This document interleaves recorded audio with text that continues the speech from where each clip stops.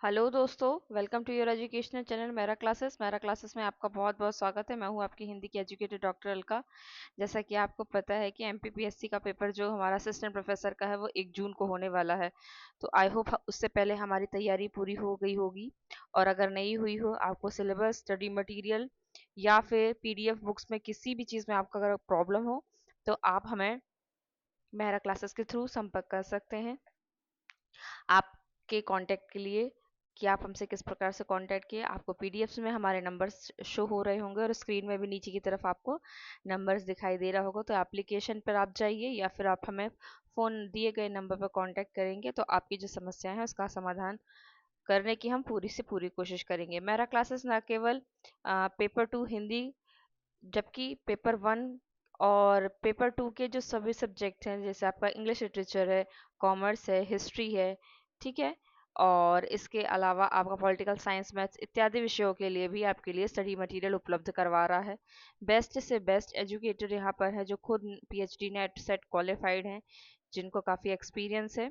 तो आप वहाँ जाकर अपना जो स्टडी मटेरियल है आप वहाँ से रिक्वेस्ट कर सकते हैं उनसे लेने के लिए। ठीक है, तो हम हिंदी विषय में देखते हैं कि हमने करीब करीब हमारे जो 48 वीडियोस हैं इससे संबंधित वो हमने डाल दिए, जिसमें से आप यहाँ देख रहे होंगे यूनिट 1 के 10 videos, unit 2, unit 3, unit 4, unit 5, 6, 7, 8, 9, 10, 10 के स्पेशली वीडियोस हमारे यहाँ पर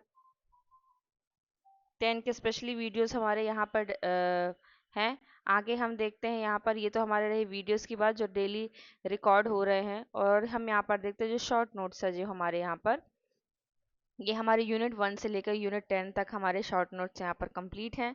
अगर आपको शॉर्ट नोट्स चाहिए तो आप हमसे कांटेक्ट कर सकते हैं। ठीक है, अब हम बढ़ते हैं अपने वीडियो की ओर। तो वीडियो में क्या था, हमने यहाँ पर देखा था कि हमने यूनिट 4 थी वो हमने अपना पीडीएफ बुक्स और शॉर्ट नोट्स, वीडियो लेक्चर्स, हमने ये सब कंप्लीट कर लिए थे। हमको करना है अब आगे रीतिकाल। ठीक है, हमें रीतिकाल करना है। रीतिकाल में भी चूंकि मैं एक वीडियो बना चुकी थी, लेकिन बच्चों की रिक्वेस्ट से मुझे भी ये जो ग्रंथ रामचरितमानस था इसको कंप्लीट करना था, इसलिए मैंने इसको थोड़ा छोड़ दिया था। तो आज हम फिर से एक शुरू कर रहे हैं। तो हम यहाँ से फिर से आज शुरू करते हैं। ठीक है, तो हम रीतिकाल के बारे में थोड़ा सा उसकी पृष्ठभूमि पढ़ेंगे। पृष्ठभूमि के बाद हम देखेंगे, पृष्ठभूमि के बाद हम यहाँ पर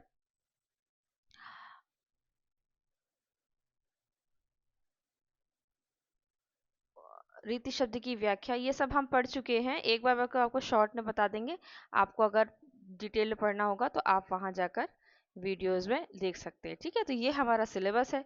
सिलेबस के अकॉर्डिंग जितनी रचनाएं यहाँ नीचे दी हुई हैं, यहाँ पर आपको 1 मिनट, यहाँ पर जो आपको रचनाएं दी हुई हैं इसको हमने अपने एप्लीकेशन पे अपलोड कर दिया। ठीक है, हमने केशव की रामचंद्रिका को अपलोड कर दिया है, बिहारी सतसई के ये जो चयनित दोहे थे इनको अपलोड कर दिया, घनानंद कविता अपलोड कर दिया, भूषण ग्रंथावली हमने अपलोड कर दिया है। ठीक है, अब ये भी हमने कंप्लीट कर ही लिया था, लेकिन आज हमको आपको फिर से एक बार पृष्ठभूमि बताएंगे। ठीक है, रीति शब्द की थोड़ी सी व्याख्या बताएंगे, प्रवृत्तियां बताएंगे, मुक्तक और प्रबंध काव्य हमने जो अपने पीडीएफ में ऐड किया आपको हम वो बताएंगे। स्पेशली आज हम पढ़ेंगे रीतिबद्ध काव्य धारा, प्रमुख प्रवृत्तियां और प्रमुख कवि पढ़ेंगे, जिनमें प्रमुख कवियों में हमें स्पेशली केशव, चिंतामणि, पद्माकर और सेनापति को पढ़ेंगे, और अन्य कवियों को पढ़ेंगे तो उनमें हम क्या पढ़ेंगे, हम पढ़ेंगे कवि और उनकी रचनाएं। ठीक है, इतने ही हम बस पढ़ेंगे, और इन कवियों को हम थोड़ा और डिटेल में पढ़ेंगे। ठीक है, फिर रीति सिद्ध में हम अन्य कवियों को पढ़ेंगे लेकिन बिहारी को खास तौर पर पढ़ेंगे। ऐसे ही हम रीति मुक्त में करेंगे, अन्य कवियों को पढ़ेंगे लेकिन इन इन 4 लोगों को हम 4 को हम अलग से इसमें पढ़ेंगे, और भूषण को हम अलग। चूंकि हम भूषण का जो नाम है वो रीतिबद्ध के भी अंतर्गत आता है, तो हम भूषण को अंत में पढ़ेंगे। ठीक है, या जैसा देखेंगे, अगर हम यहाँ भी पढ़ सकते हैं तो यहाँ भी पढ़ लेंगे। ठीक है, तो ये हमारा इतना यहाँ पर सिलेबस है। ठीक है, अब हम शुरू करते हैं अपनी पीडीएफ। पीडीएफ हम देखते हैं रीतिकाल की। और सबसे स्पेशल बात, हमने यहाँ पर क्या ऐड किया हुआ है, जो बच्चों ने हमसे काफ़ी रिक्वेस्ट करी थी यहाँ पर, कि हम उनको जो प्रीवियस ईयर में क्वेश्चन पूछे गए थे यूनिट वाइज वो उनको यहाँ पर उपलब्ध करवाएं। तो हमने ये भी यहाँ पर उनको उपलब्ध करवा दिया है। अब अब आपको अब आपको पेपर का सारा कंटेंट एक जगह आपको यहाँ पर उपलब्ध हो जाएगा। ठीक है, ये हाँ, ये आपको मैंने यहाँ पर उपलब्ध करवा दिया है। 2022 में जो जो पूछे गए थे, करीब करीब 14 से 15 क्वेश्चन आपके पूछे गए थे यहाँ पर। ठीक है, ये तो पेपर एक बार पेपर में देख लेते हैं क्या पूछा गया था, उस हिसाब से फिर हम जैसे जैसे वो प्रश्न आते जाएंगे हम उनको वहां वहां हल करते जाएंगे। तो ये एक था, ये पंक्तियां दी हुई थी और रचनाकार का नाम पूछा गया था, तो जिसका सही उत्तर था पद्माकर। अन्य दूसरा प्रश्न था कि रीतिकाल में विश्वबंधुओं ने अलंकृत काल को, ये तो बिल्कुल यूनिक क्वेश्चन था। ठीक है, आगे हम देखते हैं कि पूछा गया था कि रीतिकालीन रचना जो करुणा भरण है, ठीक है, करुणा भरण जो रचना है उसकी विधा क्या है। ठीक है, तो वो नाटक था।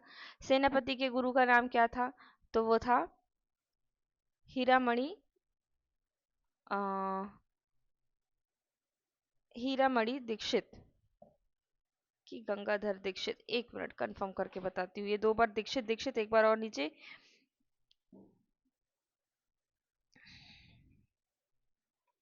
चूंकि ये वाला जो प्रश्न था, ये जो प्रश्न था आपका, एक मिनट यहाँ पर,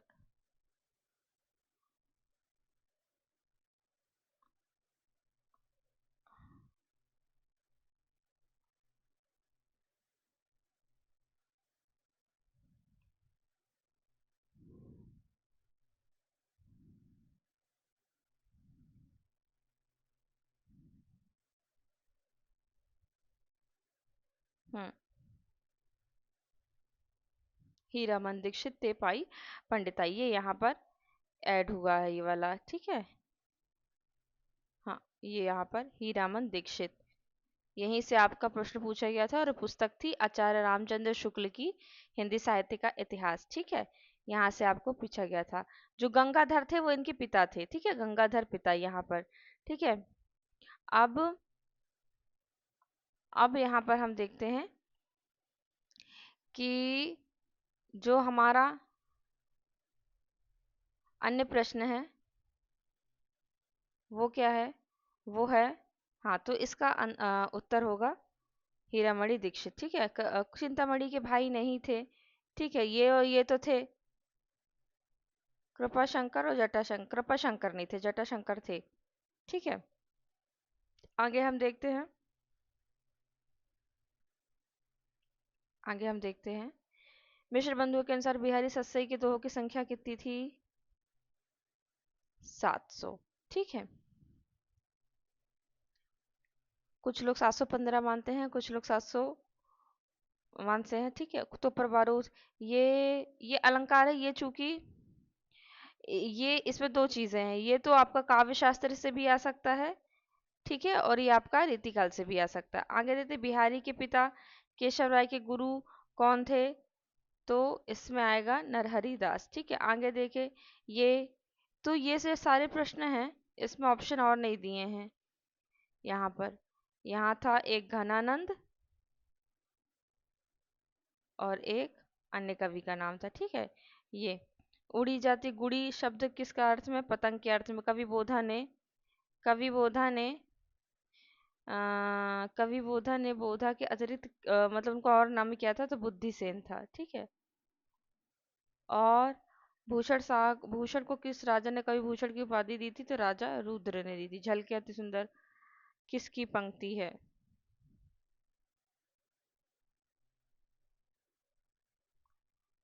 आगे हम देखते हैं कौन सा प्रश्न पूछा गया था। महामय आपकी जो रामचंद्रिका है वहां से पूछा गया था, ये सब हमने इसमें ऐड किया है।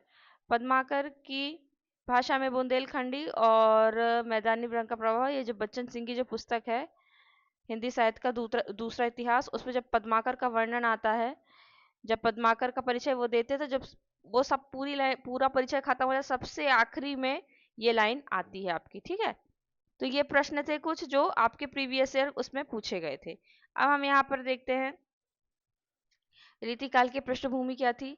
राजनीतिक स्थितियां हम देखें तो मुगल साम्राज्य का पतन था। ठीक है, राजनीतिक अस्थिरता और अराजकता ने साहित्य को प्रभावित किया था। राजाओं सामंतों का आश्रय, कवियों ने राजाओं सामंतों का आश्रय में रहकर काव्य रचनाएं की थी, इसको इससे दरबारी संस्कृति का विकास हुआ। सामाजिक परिस्थितियों में हम देखते हैं कि श्रृंगारिकता का प्रभाव बहुत ज्यादा था। ठीक है, राजा और सामंतों के विलासी जीवन ने साहित्य को भी श्रृंगारिक भावनाओं से संग्राम भावनाओं को बढ़ा दिया था। कला और संस्कृति का विकास, इस काल में कला और संस्कृति का विकास हुआ। ठीक है, विशेषकर संगीत और चित्रकला वास्तुकला में। साहित्यिक परिस्थितियों में हम देखते हैं यहाँ पर कि संस्कृत काव्य परंपरा का प्रभाव, जो रीतिकाल कवि जो थे उन्होंने संस्कृत काव्य परंपरा का अनुसरण किया।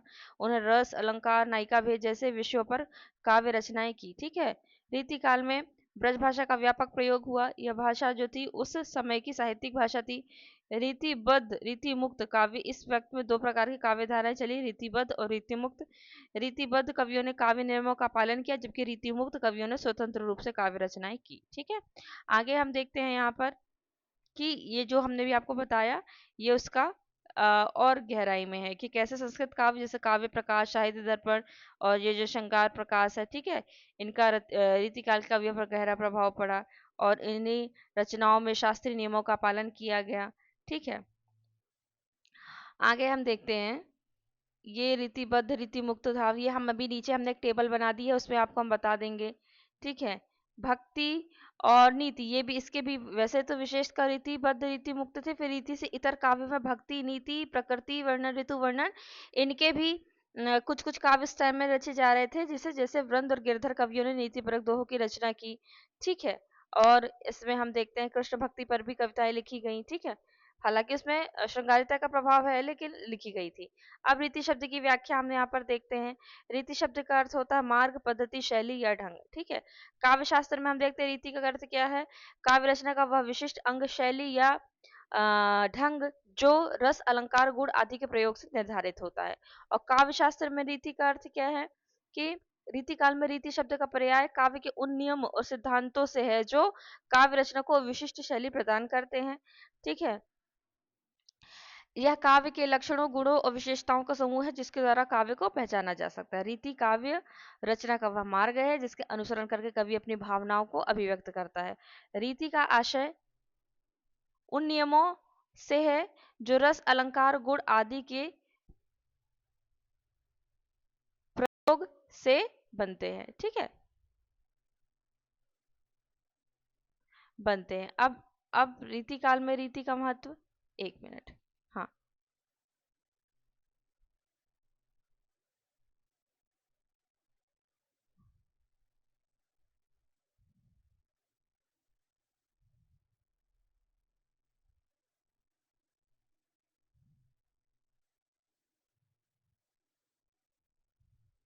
रीति का अत्यधिक महत्व था। कवियों ने रीति के नियमों का पालन करते हुए अपनी रचनाएं की। ठीक है, रीतिबद्ध कवियों ने लक्षण ग्रंथों की रचनाएं की जिसमें रीति के नियमों का विस्तृत वर्णन था। और रीति के प्रकार देख लेते हैं। ठीक है, जैसे काव्य शास्त्र में रीतियों के विभिन्न प्रकारों का वर्णन किया गया, जैसे वैदर्भी, गौड़ी और पांचाली, ये मुख्यतः 3 प्रकार की हैं। ठीक है, इन रीतियों में रस, अलंकार, गुण आदि का प्रयोग अलग अलग ढंग से किया जाता है। तो संक्षेप में रीति कालीन रीति शब्द का अर्थ काव्य रचना की उस शैली या मार्ग से है जो काव्य के नियमों और सिद्धांतों द्वारा निर्धारित होती है। अब हम आगे देखते हैं कि प्रवृत्तियां क्या क्या थी। तो हम देखते हैं यहाँ पर श्रृंगारिकता थी, यहाँ पर श्रृंगारिकता थी, अलंकारिकता थी। ठीक है, और रीति निरूपण, नायिका भेद, भक्ति और नीति, दरबारी संस्कृति, मुक्तक काव्य की प्रधानता, ब्रजभाषा का प्रयोग। ठीक है, अब जो आपके सिलेबस में दिया था रीतिकाल के प्रबंध और मुक्तक काव्य, तो यहाँ पर हमने दिए हैं जिसमें से आपके प्रबंध की संख्या काफ़ी है। इसमें से हमें जो हमारे मेन रचनाकार है जैसे चिंतामणि, मतीराम, भूषण, बिहारी, ठीक है, रसनिधि, इनकी हमें तो रचनाएं याद ही करनी पड़ेंगी। ठीक है, आगे हम देखते हैं जसवंत सिंह। ठीक है, इनकी रचनाएं, और हमें ये पता भी होना चाहिए कि कुलपति मिश्र, ये सब रस रहस्य ये पूछा जाता है। ठीक है, ये सब आपको पूछा जाता है यहाँ पर। ये आलम की तो आलम के लिए बन जाएगी। ठीक है, लाल कवि, वो लाल कवि का हमारा जो छत्रसाल दशक है वो इम्पोर्टेंट है। ठीक है, और देव की इम्पोर्टेंट है, इसमें विलास अधिकतम जगहों पर आया हुआ है। ठीक है। प्रेम, देव, रसायन, देव, दीपिका, विनोद, विनोद, विलास। ठीक है। और एक बार ये भी पूछा गया था, नृपशंभु, ये उतना इम्पोर्टेंट नहीं है। फिर आगे घनानंद इम्पोर्टेंट है, रसलीन इम्पोर्टेंट है, सोमनाथ, भिखारी दास। ठीक है।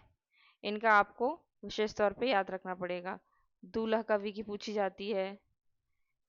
आगे देखते हैं। हठी जी की पूछी गई थी एक बार। बोधा की, बोधा इम्पोर्टेंट है क्योंकि ये मुक्त में आते हैं, रीति मुक्त में आते हैं। ठीक है। पद्माकर, जसवंत सिंह, नहीं ये जसवंत सिंह नहीं, दूसरे वाले जैसे, ये द्वितीय हैं ये। पजनेस, प्रताप शाही की इम्पोर्टेंट है, very very important, Pratap Shahi. ठीक है। फिर जगत सिंह, और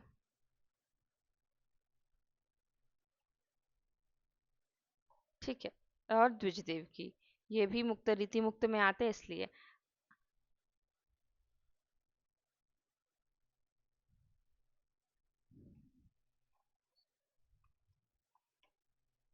अब हम आगे देखते हैं। ये अभी तक जो हमने देखा था ना, ये मुक्तक देखा था। अब ये है हमारा प्रबंध।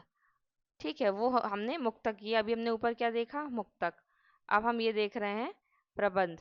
चिंतामणि, ठीक है, चिंतामणि का प्रबंध, रामायण, रामाश्वमेध और कृष्ण चरित्र। गोविंद सिंह का चंडी चरित्र कई बार नेट में पूछा गया था। ठीक है, नेट में पूछा गया था ये। मंडन, ये क्योंकि ये कम है तो ये आप 17 है करीब करीब आसपास। हाँ, ये 17 के आसपास है। और जस्ट अगर हम ये डिजिट को उल्टा कर दें तो 71 के आसपास आपके ये थे, प्रबंध के आसपास थे। ये मैंने बताया ना, लाल कवि की छत्र प्रकाश, ये आप याद कर लीजिएगा। ये इम्पोर्टेंट है, ये आपको सब पढ़ना पड़ेगा ये वाला। ठीक है। और पद्माकर की ये, ठीक है, और सूदन, ये आपको विधा भी याद करनी पड़ेगी कि प्रबंध है। ठीक है, प्रबंध है, पूछा जा सकता है। फिर नाटक में, ये तो सब इम्पोर्टेंट है, ये कई बार पूछा जा चुका है ये वाला।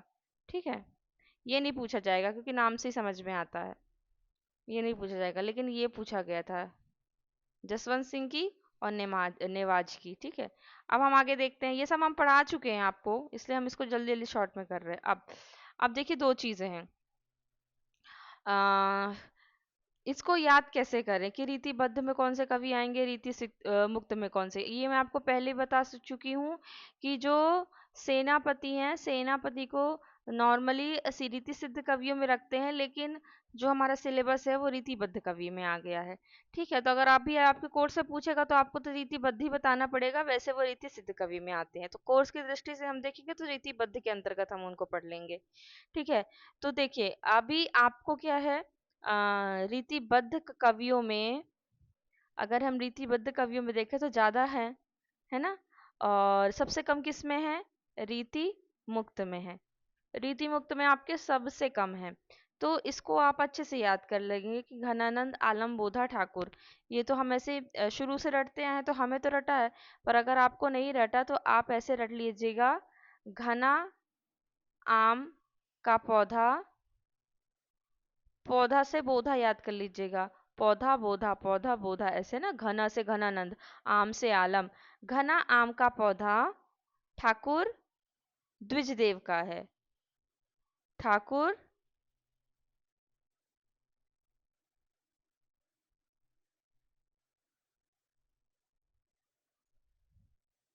ठाकुर द्विजदेव का है। आप ऐसे याद कर लीजिएगा अगर आपको ये याद ना हो रीति मुक्त का तो, कि घने आम का पेड़, नहीं, घने आम का पौधा, घने आम का पौधा ठाकुर द्विजदेव का है, ऐसे याद कर लीजिएगा।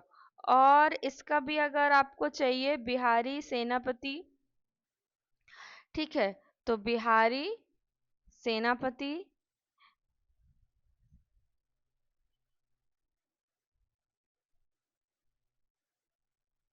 इसकी भी ट्रिक है हमारे पास, पर जब आप हमसे बोलेंगे तब हम आपको देंगे इसकी ट्रिक, ठीक है। तो वैसे इसकी ट्रिक थी कि बिहारी, बिहारी से हमने कर दिया था बिही, बिही अमरूद को कहते हैं। तो बिही और सेव, सेव से सेनापति, बिही सेव का रस, वृंदावन के नृप, नृप यानी राजा, तो वृंदावन के नृप, नृप का नाम क्या है, नेवाज, तो बिही सेव का रस, वृंदावन के नृप नेवाज, जिनका नाम है नृप का नेवाज, कवि जो, वो जो राजा है उनका वो कवि भी हैं। तो बिही सेव का रस वृंदावन के नृप नवाज कवि को पसंद है, पजनेस को हमने पसंद कर दिया था, ठीक है। और भी एक और ट्रिक है इसकी, क्योंकि हम लोगों को शुरू से यही याद था तो हम लोगों ने इसको इसी से किया था, ठीक है। आगे हम देखते हैं कि रीतिकाल को किसने क्या क्या नाम दिया था, ठीक है। तो अंधकार काल नाम किसने दिया? त्रिलोचन ने। लोचन मतलब देखने से है, और अंधकार तो बिल्कुल ये विपरीत है एक दूसरे से, तो जिसके लोचन है फिर भी उसको अंधकार दिखाई देता है, ठीक है। कलाकाल, तो कलाकाल रामशंकर शुक्ल, भागीरथ और रामकुमार वर्मा, ठीक है। रीतिकाल सबसे इम्पोर्टेंट, ये तो आप याद ही कर लीजिएगा, जॉन जॉर्ज ग्रियर्सन और रामचंद्र शुक्ल ने। अलंकृत काल मिश्र बंधुओं ने, ठीक है। श्रृंगार काल विश्वनाथ प्रसाद ने, ये वही थे जिन्होंने रीतिकाल को भागों में बांटा था, ठीक है।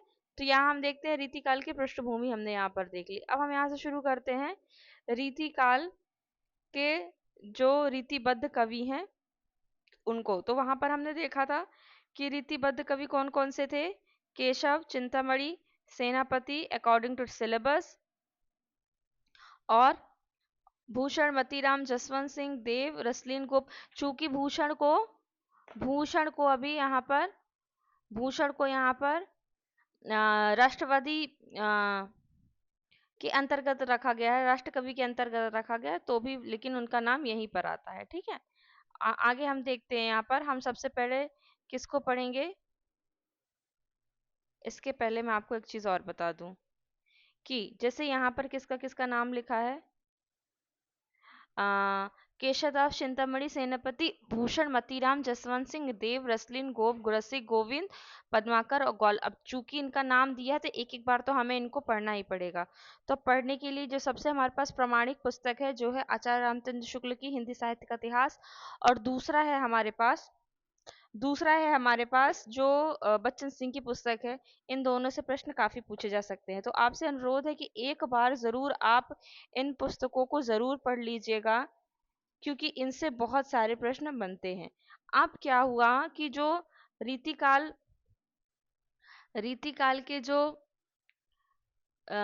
कवि थे, तो आचार्य रामचंद्र शुक्ल ने उनको दो खंडों में विभाजित किया था। दो खंडों में, कौन कौन से खंडों में? एक तो उन्होंने विभाजित किया था अ, रीति ग्रंथकार कवियों में, और दूसरा उन्होंने बांटा था अन्य कवियों में। तो हम जब रीति ग्रंथकार कवि में 57 यानी कि 57 कवि उसमें आते हैं, जिसमें से आपके चिंतामणि और जसवंत सिंह बिहारी, मतीराम, भूषण, कुलपति मिश्र, ठीक है, नेवाज, देव, और आपके जो स्पेशल स्पेशल खास खास हैं, भिखारी दास, ठीक है, तोषनिधि, रसलीन, दूलह, और आपके जो पद्माकर भट्ट, ग्वाल कवि, प्रताप शाही, रसिक गोविंद, ये सब आपके क्या थे?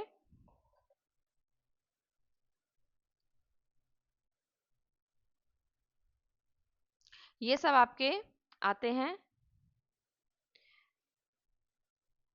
ग्रंथकार कवि में। अन्य कवियों में फिर वहां से घनानंद आते हैं। ये आचार्य रामचंद्र शुक्ल की जो पुस्तक है उसमें हम देखते हैं, हाँ, बहुत नीचे आ गया ये गद्य, आधुनिक काल में आ गया।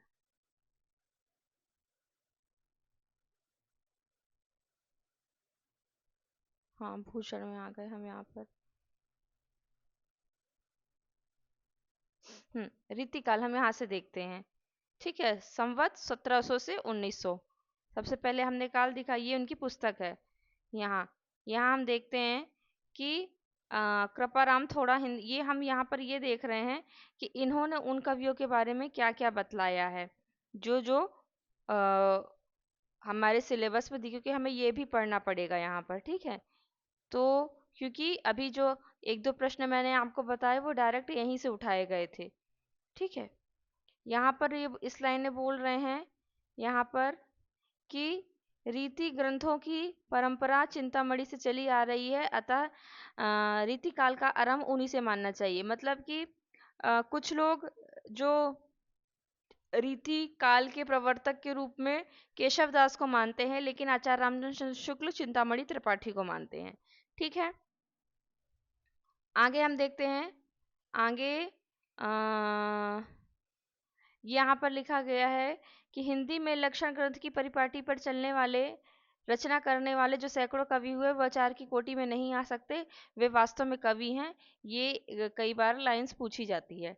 ठीक है, और हम यहाँ पर देखते हैं खास खास लाइन हम यहाँ देखेंगे कवियों के बारे में। केशव दास जी के बारे में हम देख चुके हैं, हमको यहाँ से देखना था।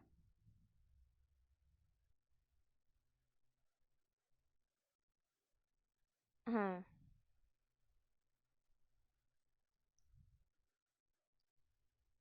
ये वाली लाइन पूछी जाती, कह कर तुलसी गंग दुओ भय सुकविन के सरदार, ये गंग कवि की लाइन है। ठीक है, नहीं नहीं, गंग कवि नहीं, भिखारी दास जी की लाइन है। अब हम यहाँ पर देख रहे थे कि केशव दास जी को जो रामचंद्र शुक्ल है उन्होंने बहुत ज़्यादा विस्तार नहीं दिया उनके बारे में। हम यहाँ देख रहे चिंतामणि को देख रहे थे। हाँ, ये चिंतामणि आ गए। ये अभी आपके प्रश्न में आपको इसलिए ये चीज़ दिखा रही हूँ क्योंकि ये आपको आपके एग्जाम में पूछा गया। आपको जो प्रश्न था ना वो चिंतामणि, भूषण, मतीराम और जटाशंकर, ये चारों कवि थे।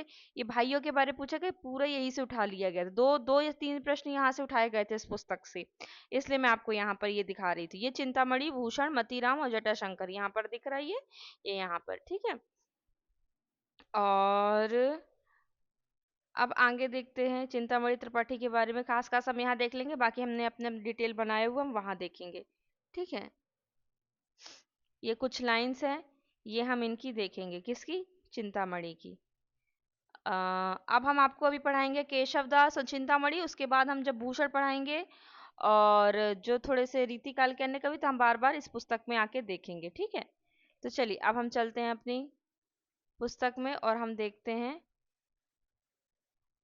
रीत केशवदास के बारे में। ठीक है, तो केशवदास का जो जन्म काल है वो सबसे पहले हम देखते हैं यहाँ पर कि केशवदास का जो जन्म काल है वो है 1555। ठीक है, 1555। केशव 555 करके भी आप इसको याद कर सकते हैं। याद ना रहे तो आप याद कीजिए केशव 555, ऐसे फनी वे में याद करिएगा तो आपको इनका याम। हिंदी नवरत्न जो मिश्र बंधुओं की पुस्तक है, ये भी आपको याद रखना पड़ेगा। ठीक है, के अनुसार 1551। ठीक है, ये सबके अनक अनक है, लेकिन हम 1555 याद करेंगे। बेतवा नदी के तट पर ओरछा नगर इनका जन्म स्थान तुंगारण्य के समीप माना जाता है। ठीक है, अगर आपसे कहीं पूछे कि फला कौन से कवि का जो जन्म स्थान है वो ये है, तो आपको पता चलना चाहिए कि जो केशवदास का स्थान, क्योंकि अब ये स्पेशली हमको हमारे सिलेबस में तो इनके बारे में बहुत डिटेल में पढ़ना पड़ेगा। ठीक है, ओरछा नरेश इंद्रजीत सिंह इनके प्रधान आश्रयदाता थे, इम्पोर्टेंट। इनको 21 गांव भेंट किए थे, इम्पोर्टेंट। वीर सिंह देव का भी इनको राजाश्रय प्राप्त था। ठीक है, अकबर, बीरबल, टोडरमल और उदयपुर के राजा अमर सिंह से इनका संबंध था। तुलसी से इनका साक्षात्कार महाराजा इंद्रजीत के साथ काशी यात्रा के समय संभव हो सकता है। ये सब इम्पोर्टेंट है, आपको पढ़ना ही पड़ेगा। ठीक है, आगे हम देखते हैं कि केशव की ग्रंथावली जो रचना है उसका संपादन विश्वनाथ प्रसाद मिश्र ने किया, जो हिंदुस्तानी अकादमी प्रयाग से 1959 को प्रकाशित हुई। ठीक है, अब इनकी जो रचनाएं हैं वो हम देखते हैं। रसिक प्रिया, कवि प्रिया, रामचंद्रिका, रतन बावनी, वीर सिंह, ठीक है, वीर सिंह, और है इनका आगे विज्ञान गीता, जहांगीर जस चंद्रिका, छंदमाला। इसको आप ऐसे पढ़ सकते हैं कि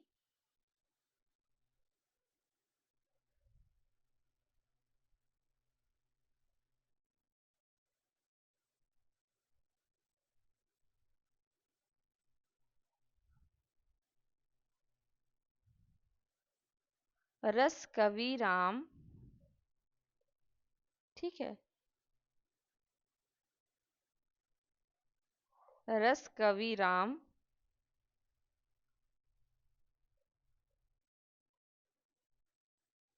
रतनवीर, रस कवि राम और रतनवीर दो लोग हैं। इनका जो ज्ञान है वो रस कवि राम और रतनवीर के ज्ञान जैसा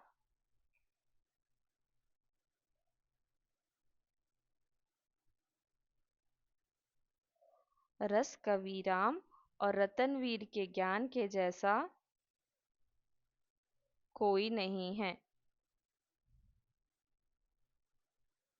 कोई नहीं है। तो रस कवि राम और रतनवीर के जैसा ज्ञानी या ज्ञान कोई, ज्ञानी जैसा कोई नहीं है।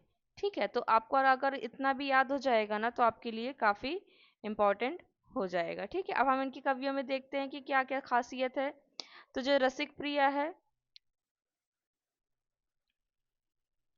रसिक प्रिया है, इसमें 16 प्रकाश या अध्याय आप मान सकते हैं। नायिका भेद और रस निरूपण, रस निरूपण है इसमें। ठीक है, प्रियजू और प्रियाजू की प्रशस्ति गाथा है इसमें। आगे हम देखते हैं जो कवि प्रिया है।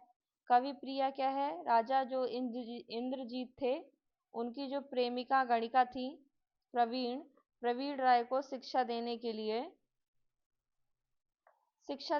इसकी रचना की गई थी। ये जब आपका पेपर 2022 का पेपर हुआ था, 2022 का जब पेपर हुआ था आपका, तो ये पहले पेपर में पूछा गया था, इसके बारे में पहले पेपर में पूछा गया था। ठीक है, पहले पेपर में पूछा गया था। अब हम देखते हैं रामचंद्रिका के बारे में। रामचंद्रिका के बारे में हम देखते हैं कि ये ब्रजभाषा में रचित प्रबंध और नैषध चरित्र से प्रभावित है। एक एक शब्द आपको यहाँ पर याद करने पड़ेंगे, आप इनको छोड़ नहीं सकते हैं। अब जैसे यहाँ पर लिखा कि नैषध चरित्र से प्रभावित है, तो आपको ये भी याद रखना पड़ेगा रामचंद्रिका के संबंध में। इसलिए यहाँ पर इसमें 29 प्रकाश हैं। ये तो याद ही कर लीजिएगा, इससे रिलेटेड जो भी, क्योंकि ये इससे रिलेटेड अंगद संवाद आपके में दिया हुआ है, इसलिए आपको ये पढ़ना ही पड़ेगा। यह तुलसीदास के रामचरितमानस की प्रतिस्पर्धा में एक रात में रचित रचना है, ऐसा कहा जाता है। ठीक है, और जो इसमें इसके लिए और अभी आगे भी आपको मिलेगा, इसमें जो राम स्वरूप चतुर्वेदी जी हैं, इन्होंने रामचंद्रिका को अजायब घर बनाया है। इसका भी हम छोटा सा कुछ ट्रिक लगा लेंगे जिससे कि आपको याद रहे। रतन मावनी क्या है, छंद, इसमें 53 छंद का प्रबंध काव्य है जिसको वीर गीत की संज्ञा प्राप्त है। अकबर और रत्नसेन के मध्य युद्ध का वर्णन है, रत्नसेन के वीर उत्साह का वर्णन है। वीर सिंह देव चरित्र क्या है, 33 प्रकाश डिंगल शैली में है वीर सिंह देव का चरित्र, और ये क्या है आपकी प्रबंधात्मक रचना है। ठीक है,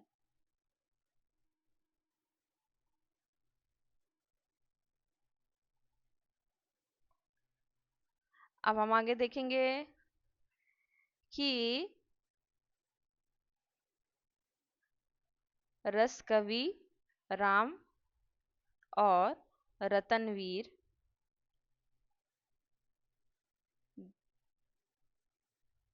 के ज्ञान जैसा या ज्ञानी जैसा कोई नहीं है। आगे हम देखते हैं विज्ञान गीता, ये क्या है, 21 प्रभाव का प्रबंध काव्य है। कृष्ण मिश्र के नाटक प्रबोध चंद्रोदय का अनुवाद है और केशव के वैराग्य एवं ज्ञान प्रवृत्ति से उत्पन्न ग्रंथ है।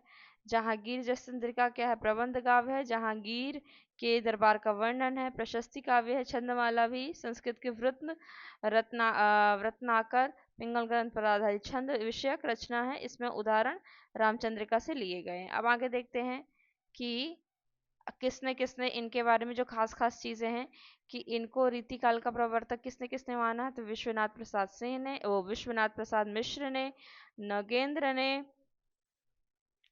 गणपति चंद्र गुप्त ने, भागीरथ मिश्र ने इनको प्रवर्तक माना है। रीतिकाल का सम्यक प्रवर्तन केशव दास द्वारा भक्ति काल में ही हो गया था, ऐसा कौन कह रहा है, मिश्र जी कह रहे हैं। केशव ने भामा उद्भट दंडी का अनुसरण किया, इसलिए ये अलंकारवादी आचार्य हैं। केशव निम्बाक संप्रदाय में दीक्षित थे, ये इम्पोर्टेंट है। इनका जो उपनाम था वो वेदांत मिश्र था। ये हिंदी के प्रथम सर्वांग निरूपक आचार्य केशवदास कवि हैं। ठीक है, कवि प्रिया इनकी रचनाएं, इन्होंने अलंकार को काव्य का प्राण माना है। ठीक है, आगे हम देखते हैं कि प्रथम आचार्य केशवदास श्लेष और श्लेषानुप्राणित अलंकारों के विशेष प्रेमी थे। ये इनके बारे में एक कथन है, इसलिए यहाँ पर इनको ऐड किया गया है। केशव के प्रसंग में पहले कहा जा चुका है कि वे अलंकारों में, काव्य में अलंकारों का स्थान प्रधान समझने वाले चमत्कारवादी, आप ये कीवर्ड से यहाँ पर याद रखिएगा। चमत्कारवादी किसने कहा, रामचंद्र शुक्ल ने कहा है। ठीक है, आगे कहा है कि जो उन्होंने कहा है क्योंकि उनको बहुत खास खास महत्व नहीं दिया था रामचंद्र शुक्ल ने। ठीक है, तो रामचंद्र शुक्ल के बारे में हम ज्यादा नहीं पढ़ेंगे। कठिन काव्य का प्रेत कहा जाता है इनको। कोर्ट का कवि, कोर्ट में क्या होती है, विजय होती है, तो आप याद रख लेना कोर्ट विजय से। कोर्ट का कवि किसने कहा, विजयपाल सिंह ने। उड़गन, उड़गन मतलब उड़ने वाला, उड़ते कहाँ है, नभ में, तो उड़गन किसने बोला, उड़गन केशवदास नाभादास ने बोला।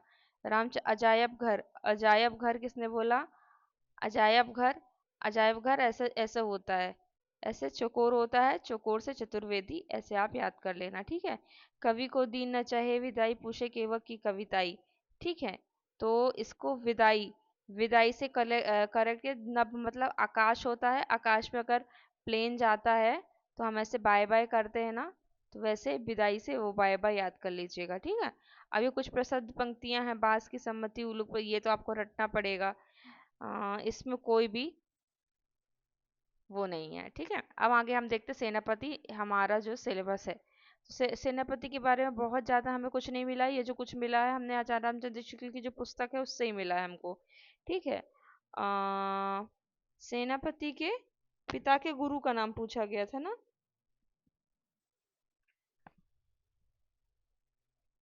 बिहारी के पिता के गुरु का नाम पूछा गया था। तो ये अनूप शहर के रहने वाले कामकुज ब्राह्मण। ठीक है, जन्म काल अनिश्चित है। पिता का नाम गंगाधर, पितामह परशुराम और गुरु का नाम हीरामणि दीक्षित था। ये इनके, ये जो नीचे दोहा है, ये जो पंक्तियां नीचे लिखी है ना, यहाँ पर आपको दिखाई देगा। ठीक है, और ये बड़े सुहृदय कवि थे। ऋतु वर्णन में तो इनके जैसा किसी श्रृंगारी कवि ने जो वर्णन है वो नहीं किया है। ऋतु वर्णन के लिए काफी विख्यात है। ठीक है, अब ये इनकी लाइन है, यहाँ से आपको पेपर अभी पूछा गया था 2022 का, यही लाइन से पूछा गया था, और इनके बारे में पुस्तकों में ज्यादा जानकारियां नहीं है। ठीक है, तो ये सेनापति के बारे में, हाँ, ये लाइन शिव सिंह सरोज में लिखा कि इन्होंने क्षेत्र संन्यास ले लिया था। इनके भक्ति भाव से पूर्ण अनेक कवित्त रत्नाकर में मिलते हैं। ठीक है, ये इनकी रचना का नाम है। इस कवित्त में वृंदावन का नाम आया है। इनके उपास्य राम ही जान पड़ते हैं, लेकिन क्योंकि स्थान स्थान पर इनको सियापति राम आदि नाम का ही स्मरण है। कवित्त रत्नाकर इनका सबसे पिछला ग्रंथ जान पड़ता है। ठीक है, इनका एक ग्रंथ काव्य काल्पद्रुम भी है।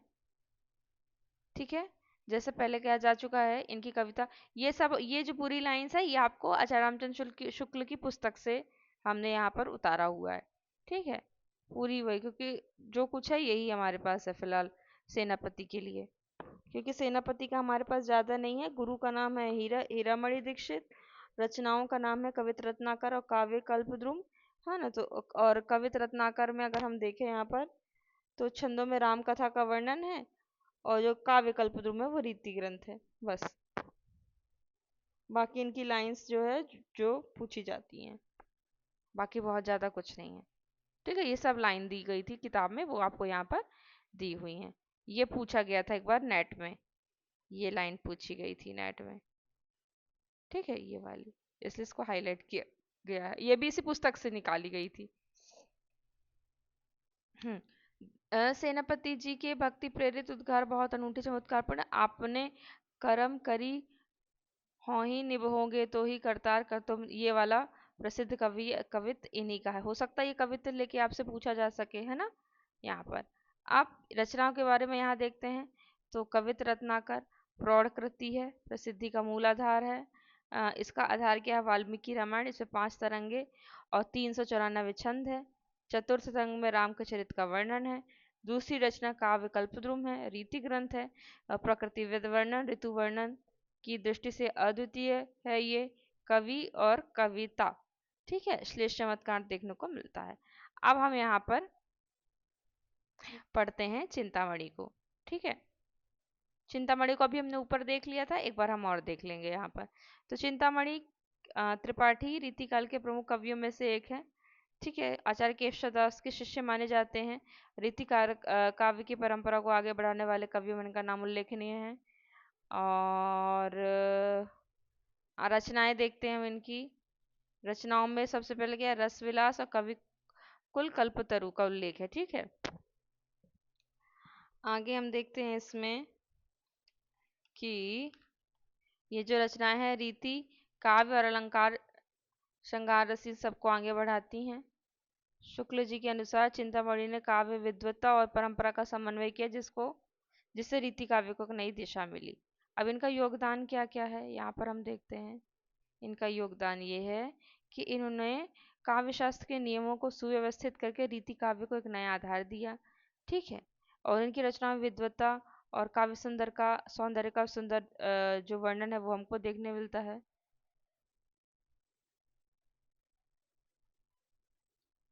चिंतामणि की विद्वत्ता पर बल दिया है जो रीतिकाल की विशेषता रही है। अब काव्य निर्णय पर जो उनकी रचना है, नहीं काव्य निर्णय नहीं है इनकी रचना, ये नहीं है, ये है भिखारी दास की। ठीक है, इसको छोड़ो। शुक्ल जी ने जो जो उनकी आप हाँ कवि कल्पतरु के बारे में पढ़ते हैं।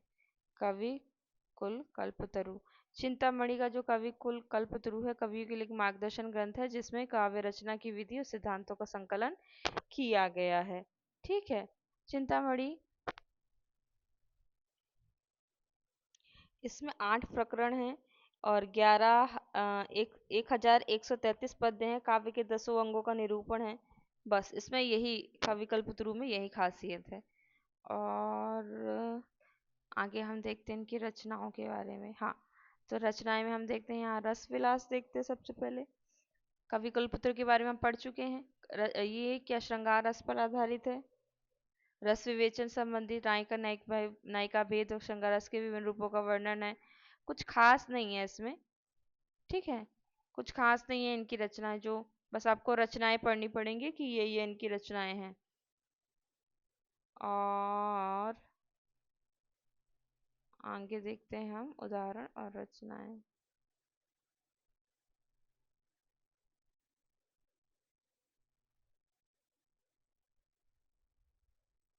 हम्म, तो यहाँ पर हम देखते हैं इनकी जो प्रमुख रचनाएं हैं वो कवि कल्प तरु, नहीं कवि कुल है, कवि कुल कल्पतरु, फिर है रसविलास, कवि कुल कल्प तरु तरु, फिर है रस विलास, फिर है यहाँ पर आपका श्रृंगार मंजरी। ठीक है, फिर है छंद विचार पिंगल, काव्य विवेक, काव्य प्रकाश, काव्य विवेक और काव्य प्रकाश, कृष्णचरित, कवित्व विचार और रामायण। ठीक है, ये आपकी इनकी रचना जो कि विशेष क्या है यही है। आगे हम एक टेबल में इनकी रचनाएं अभी आपको उपलब्ध करा देंगे। ठीक है, आगे हम देखते हैं पद्माकर के बारे में। ये भी इनके बारे में भी जो भी साक्ष्य लिया गया है ये आचार्य रामचंद्र शुक्ल की पुस्तक से लिया गया है कि रीतिकाल के कवियों में सुरहृदय समाज में इनका बहुत श्रेष्ठ स्थान इनको मिला है। ठीक है, ऐसा सर्वप्रिय कवि इस काल के भीतर बिहारी को छोड़कर दूसरा नहीं हुआ है, ऐसा रामचंद्र शुक्ल कहते हैं। ठीक है, प्रसिद्धि में अंतिम भी हैं ये वैसे भी इनका नाम अंत अंत में आता है। ये कौन थे? ये तेलंग ब्राह्मण थे। इनके पिता मोहनलाल भट्ट का जन्म बांदा में हुआ था। और महाराज रघुनाथ अप्पा साहब के यहाँ रहे, फिर पन्ना के राजा हिंदूपति के गुरु हुए और कई गांव प्राप्त की। ये इसलिए लिख रहे हैं क्योंकि डिटेल्स इसी में है, तो हमको एक बार तो जरूर पढ़ना पड़ेगा, कुछ भी पूछा जा सकता है इनसे। अभी जो आपसे एक पिछले पिछले पेपर में एक पूछा गया था विग्रह ललित विग्रह राज करके एक नाटक के बारे में पूछा गया था। वो उसका साक्ष्य ढूंढते ढूंढते इतना टाइम लग गया और वो आपको मिला वहां बीसल देव के टाइम पे। ठीक है, तो वो आपको ये सारी चीजें पढ़ना पड़ेगा, एक बार तो जरूर पढ़ना पड़ेगा। आ, इन्हें कविराज शिरोमणि की पदवी और अच्छी जागीर मिली। उन्हीं के पुत्र सुप्रसिद्ध पद्माकर जी हुए। ठीक है,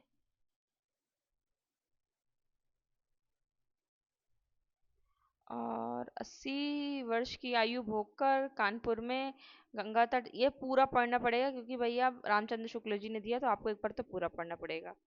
हाँ, अनूप गिरी उपनाम हिम्मत बहादुर के यहाँ गए, अच्छे योद्धा थे।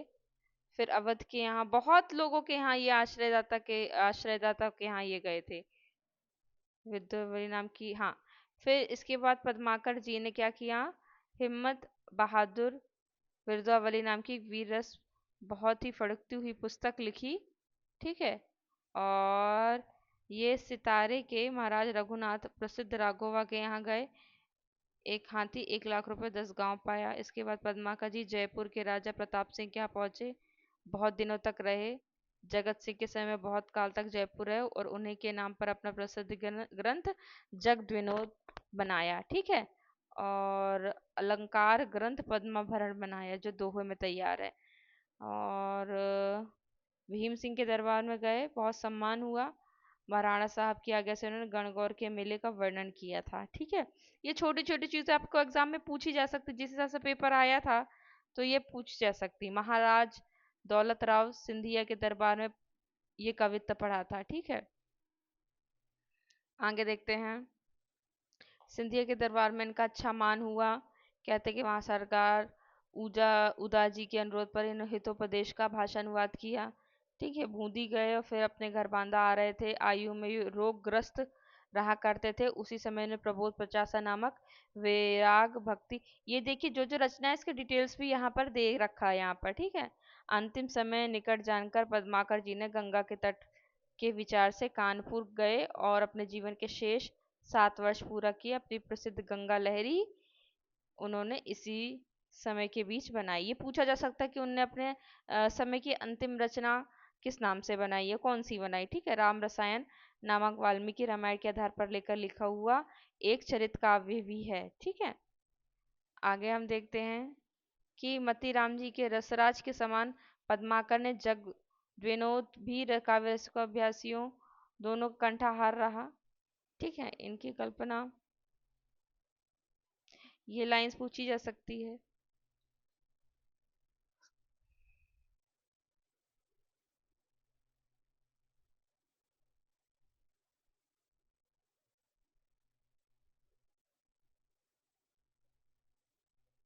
कल्पना बिहारी को छोड़कर किसी और कवि में दिखाई नहीं पड़ती। ऐसी कल्पना असमर्थ, कहीं तो उनकी भाषा, ये उनकी भाषा और उनके जो काव्य विशेषताएं हैं उनके बारे में। अब आगे हम देखें इनके बारे में लाइंस होगी।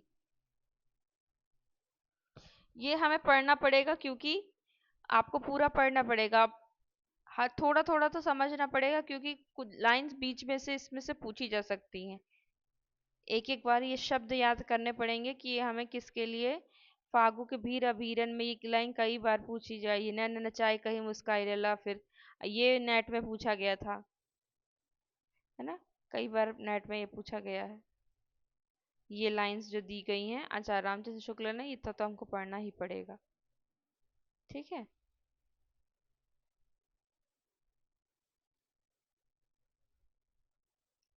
और इनकी जो इतना ही आ गया ना, इतना ही आ गया लाइन, तो आपको इतने में समझने में कठिनाई हो जाएगी।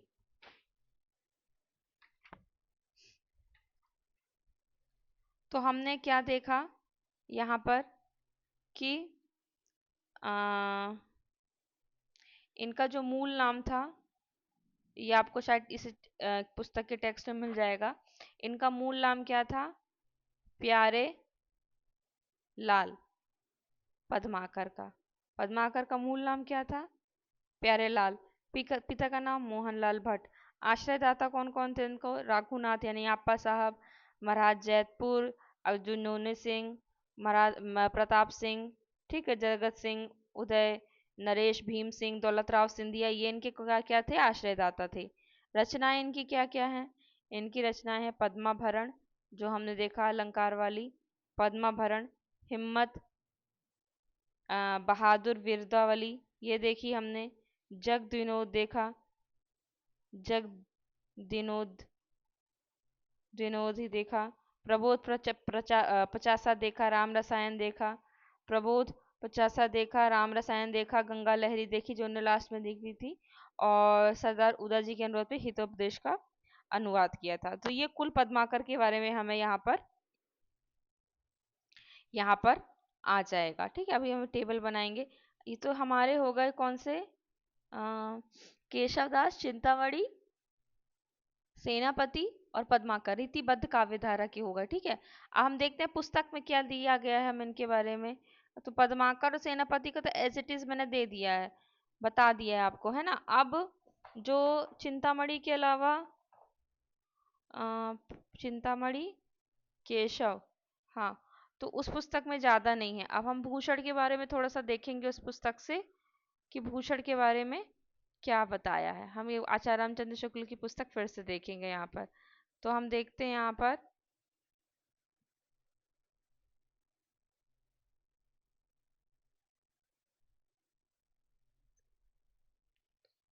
पर हम देखते हैं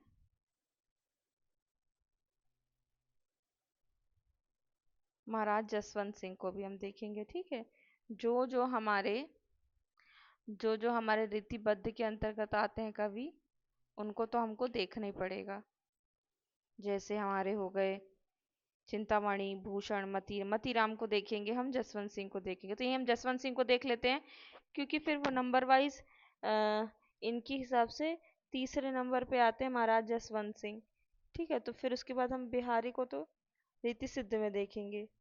छठवें नंबर पे मतीराम आएंगे, उनको देखेंगे। तो यहाँ हम देख लेते हैं जसवंत सिंह के बारे में, पुस्तक से देख लेते हैं, तो हमें यहीं से क्लियर हो जाएगा कि कौन थे ये।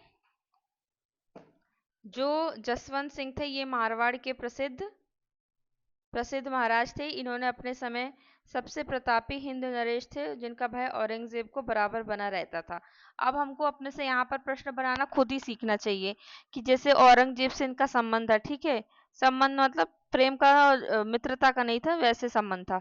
इनका जन्म संवत 1683 में हुआ। वे शाहजहां के समय में कई लड़ाइयां लड़ जा चुके थे। ठीक है, महाराज गज सिंह के दूसरे पुत्र थे। उनकी मृत्यु के बाद ये गद्दी पर बैठे। इनके बड़े भाई अमर सिंह अपने उद्यत स्वभाव के कारण पिता द्वारा अधिकारच्युत कर दिए गए थे।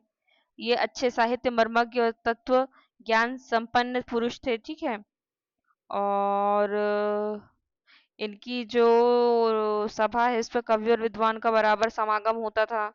अनेक ग्रंथ लिखे इन्होंने, कवियों से बहुत ग्रंथ लिखवाए। औरंगजेब ने कुछ दिन के लिए गुजरात का सूबेदार बनाया था। औरंगजेब ने इन्हें कुछ दिनों के लिए छत्रपति शिवाजी के विरुद्ध दक्षिण भेजे गए थे। ये हिंदी साहित्य के प्रधान आचार्य माने जाते हैं। इनका भाषा भूषण जो ग्रंथ है वो अलंकारों पर एक बहुत बड़ी प्रचलित पाठ्य ग्रंथ है। ठीक है। और इसमें ये जो सबको लक्षण ग्रंथ लिखने वाले जितने कवि थे, सबको जो रचनाकार थे, सबको कवि बोला था, आचार्य किसी को नहीं माना था रामचंद्र शुक्ल ने। पर महाराज जो जसवंत सिंह थे, इनको इस नियम का अपवाद किया था कि वो आचार्य की हैसियत से हिंदी साहित्य क्षेत्र में आए थे, कवि की हैसियत से नहीं। ये आपको पूछा जा सकता कि वे, ये पूछा भी गया था एक बार कि वे आचार्य की हैसियत से हिंदी साहित्य के क्षेत्र में आए थे, कवि की हैसियत से नहीं। ये लाइन किसके लिए बोली गई है? उन्होंने और फिर हालांकि लाइन ये दूसरी लिखी गई थी तो लोग समझ चुके थे, भाषा भूषण जिसको पता था। भाषा भूषण जो ग्रंथ है वो चंद्रलोक की छाया पे बनाया गया है। ठीक है। और इसमें भाषा भूषण के अलावा जो इन्होंने ग्रंथ लिखा वे तत्व ज्ञान संबंधी हैं, जैसे अपरोक्ष सिद्धांत, अनुभव। ये भी लाइन, ये आपको रचनाएं भी यहाँ पर दे दी गई हैं। ठीक है। और इनकी पद्धति का परिचय कराने के लिए भाषा भूषण के नीचे दोहे नीचे दिए गए हैं। ये तो हम सिर्फ देख रहे हैं कि इनकी किताब में क्या लिखा है। भाषा भूषण के पीछे 3 टीकाएं लिखी, अलंकार रत्न, ये सब पढ़ लीजिएगा। बिहारी के बारे में भी हमको नहीं पढ़ना, अभी हमको पढ़ना है मतीराम के बारे में देखना है।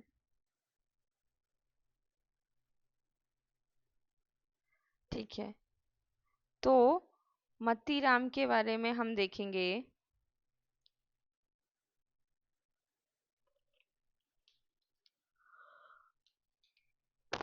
मतीराम के बारे में हम देखें तो ये क्या थे? ये भी रीतिबद्ध जो जो एक धारा थी, रीतिबद्ध के अंतर्गत आते थे मतीराम भी। ठीक है। और इनके बारे में क्या खासियत है? इनके बारे में इनका जो सबसे प्रमुख ग्रंथ है वो क्या है? ललित ललाम। ठीक है। तो इनके जो मुख्य थे रचना, रसराज, ललित ललाम, अलंकार, पंचाशिका, व्रत कौमुदी, साहित्यसार, लक्षण श्रृंगार, ये सबको हम पढ़ते हैं अगले वीडियो में। तब हम अब आपको केवल इन कवियों, अभी तो जो मूल मूल 4 कवि थे उनके बारे में जितना डिटेल में था आपको यहाँ बता दिया गया है। अब आपको अब आपको अब आपको जो बाकी रीतिबद्ध के जो कवि है ना, तो उनका जो विशेष विशेष रचनाएं हैं अब आपको वो बता देंगे खास खास, क्योंकि अब ज़्यादा इनको डिटेल में पढ़ने की ज़रूरत नहीं है। तो अभी हम जो एक वीडियो लाएंगे, या तो वीडियो नहीं भी लाएंगे तो इसी पीडीएफ में हम मतीराम का, जैसे मतीराम की क्या है, मतीराम की जो रचनाएं हैं वो है सबसे फेमस क्या है, आपको यहाँ पर बता देते हैं हम। मतीराम यहाँ पर जो हमारे दूसरे हैं मतीराम, यहाँ पर इनकी जो खास रचना है फूल मंजरी है, रसराज है, ललित ललाम है, मतीराम सतसई है, अलंकार, पंचाशिका है, व्रत कौमुदी, साहित्य सार और लक्षण श्रृंगार है। ये इनके फेमस जो मुख्य रचनाएं हैं। ठीक है। अब इसके जसवंत सिंह की हमने देख ली थी। जसवंत सिंह की क्या थी? भाषा भूषण, अपरोक्ष सिद्धांत, अनुभव प्रकाश, वहां हमने देख लिया था। और जसवंत सिंह राजा भी थे। फिर देव की हम देखेंगे, देव की ज्यादा है। ठीक है। देव की काफी ज्यादा है। देव, रसलीन, गोप गोविंद। देव की हम देखेंगे तो उनके जो करीब करीब 72 ग्रंथ हैं। ठीक है से, जिसमें से भी 15 ही उपलब्ध हैं। ये भी अनेक राजा और नवाबों के आश्रय में रहे, जिनमें से कुछ विशेष, मतलब कुछ राजा जो है वो है जैसे आजम शाह, भवानी, दत्त वैश्य, राजा कुशल सिंह, ठीक है, राजा उद्योत सिंह, सुजान मणि, अली अकबर खां, सेठ भोगीलाल। और जिनके ग्रंथ हैं वो बहुत सारे हैं, बहुत सारे, 25 तो केवल आचार्य रामचंद्र शुक्ल की पुस्तक में है, वो अभी हम आगे देखेंगे। ठीक है। 25 ही प्रश्न पूछा गया था कि आचार्य रामचंद्र शुक्ल ने देव की कुल पुस्तकों की संख्या कितनी मानी है, उसका उत्तर था 25। ठीक है। तो इनकी रचनाएं हम देखेंगे जिसमें से भाव विलास, भवानी विलास, देव चरित्र, सुजान विनोद, और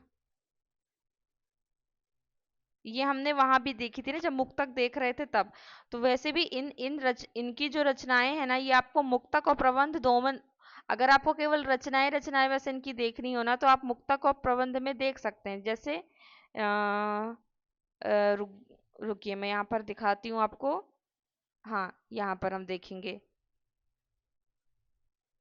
हाँ, देखिए। जैसे यहाँ पर पद्माकर है, तो इनकी पूरी रचनाएं हो गई। अब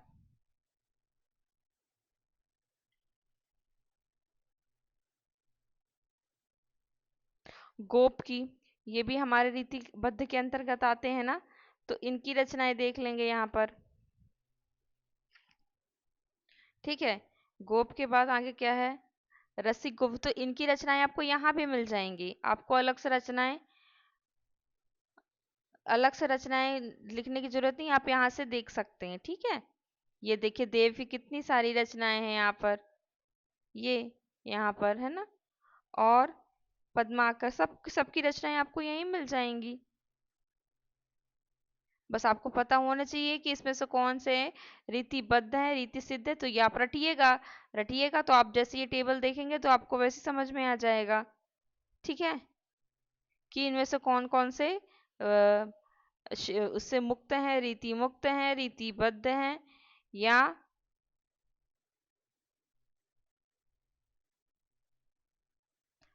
रीति सिद्ध हैं। ठीक है, फिर भी हम आपको एक बारी रसिक गोविंद, ये रसिक गोविंद, ठीक है, ग्वाल कवि, ये ग्वाल कवि हो गया। रसलीन, रसिक गोविंद, ग्वाल कवि, पद्माकर की हमने बता दी, मतीराम की बता दी, जसवंत सिंह की बता दी, चिंतामणि की बता दी, भूषण को हम अलग से पढ़ेंगे। तो यहाँ पर आपका रीतिबद्ध यहाँ पर खत्म हो जाएगा। ठीक है, फिर भी हम एक टेबल में बना के आपको पूरा प्रॉपर फिर से एक एक रीतिबद्ध कवि जो जितने रीतिबद्ध कवि है ना, उनकी हम रचनाएं आपको अभी इसी पीडीएफ में डाल के अपलोड कर देते हैं। ठीक है, तो चलिए मिलते हैं हम अगले वीडियो में। वीडियो देखने के लिए आपको बहुत बहुत बहुत धन्यवाद।